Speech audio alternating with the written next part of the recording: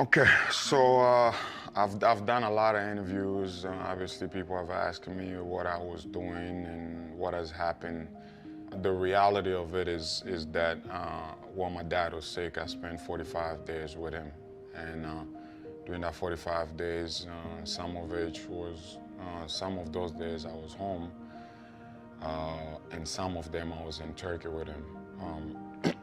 Excuse me, I never give up on basketball. I love basketball too much. So I continued to work out.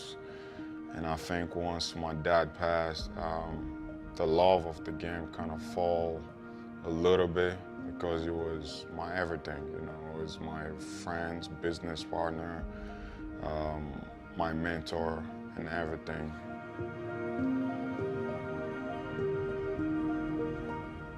One thing that really stick out of my mind is that every day I go to the hospital back home to take care of him, I was always asking myself, what about these people that can take their family members out?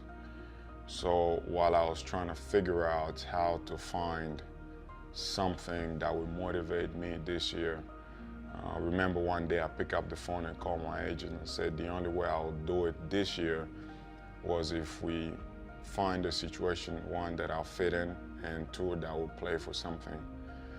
And I wanted to make this year about my dad because my dad spent most of his life making his life about me, my brothers, my sisters, and servicing people.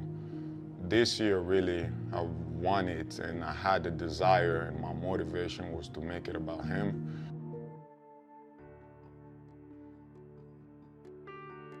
What I told my agent was my salary for this year would be going to the construction of an hospital back home to give hope to the hopeless at home, and those individuals that cannot take their family members out. Want to be able to give them better conditions so that they can somewhat have hope that their loved ones will be able to live and see another day.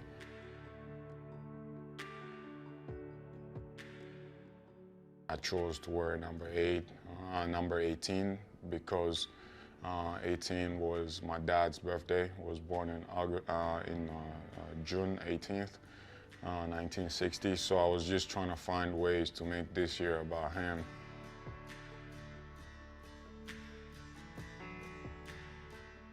You know, I am extremely blessed that I am and was in a position to put him on a medical plane and evacuate him into Europe for better medical treatment. At this point in my life, my career, I think people back home has to find ways to continue to live even in the tough conditions that we're in. Obviously now it's the pandemic, but one of the things is that, you know, I want to give these people better conditions by building an hospital that would be named after my dad. The reality is, you know, I wanted to gift him something that will continue to service people under his name.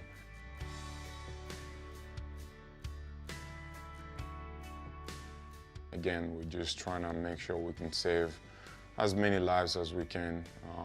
Maybe the passing of my dad has to be an example for me, or at least a motivation in some ways. I've seen how people try to survive daily in the Congo. I thought we were doing enough by refurbishing hospitals and clinics, but I think it's time that we go a little bigger and build something that will service people, hopefully for generations.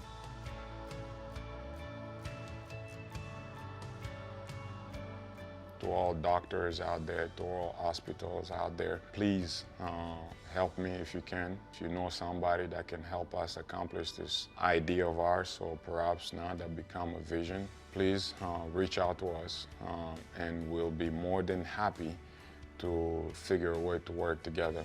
So thank you all, and we'll be here if you guys want to be part of it.